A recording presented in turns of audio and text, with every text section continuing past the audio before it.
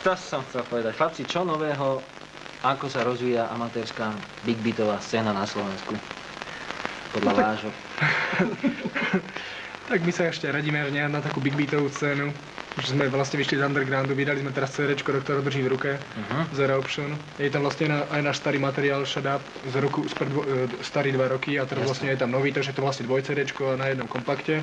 Vy ste urobili aj nejaký videoklip, my si ho počas rozhovoru teraz nášho spoločného pustíme, takže potom režia nám dá nejakým nenásilným jinglom vedieť, asi tu buchne bomba, alebo Tomáš Zechiel sa premení na Tomášku Zechelovú a budeme vedieť, že ide videoklip. O čom je filozofia, o čom je hudba a aká je filozofia skupiny Editor? Ja tu teraz pozerám. Hudba je taká miešanina viacerých štýlov, je to thrash metal, hardcore, punk. Je to vlastne také niečo, čo my charakterizujeme ako editcore. Vlastne je to taká muzika, dá sa povedať, moderná, súčasná. Texty sú spoločenské, je tam všetko možné. Mapujeme také okrajové veci k spoločnosti, ktoré sa moc ani tak nehovoria, ale proste, ktoré tu sú. Je to proste sociálna kritika. Dobre, čiže môžeme si pozrieť ten váš nový videoklip, pustíme ukážku, aby to naši aj diváci videli. Mr. Right, you push us to the winning side. You promise that the life enjoy, but we don't do what I say. All our life is a fortune, intention and misunderstood. Everyone calls out hero boy, bad man with electric toy. One man told me better come, you tell about stand home. Never mind, we go all the way. We kick your ass, make my day. Hey, hey, it's the way. We don't do now what I say. Hey, hey, it's the way. We don't do now what I say. What I say. What I say. What I say.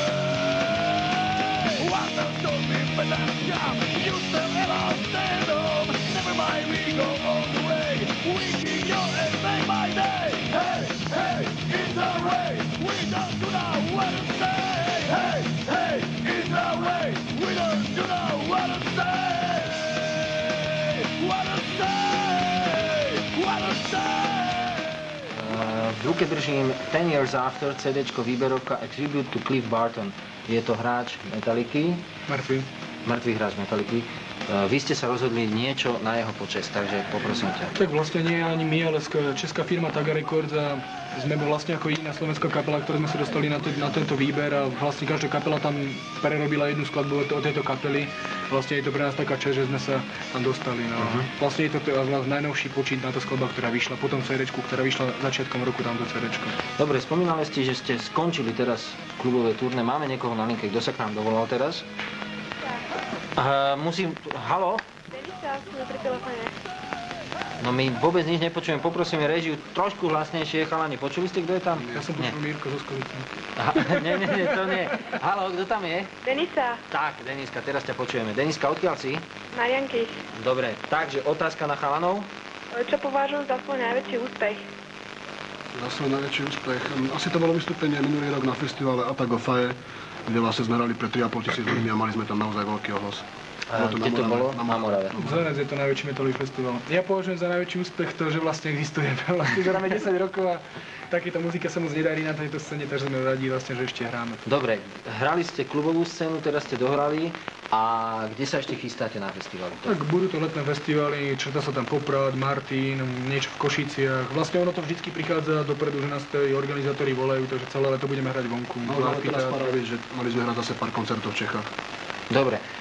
Tešíme sa na to, na letné koncerty sa prídeme aj my pozrieť s Markizou, takže uvidíme sa, predpokladám tam. Držím vám palce, CDčka samozrejme posielame diváčke, ktorá sa dovolala a my teraz si púšťame ďalší videoklip.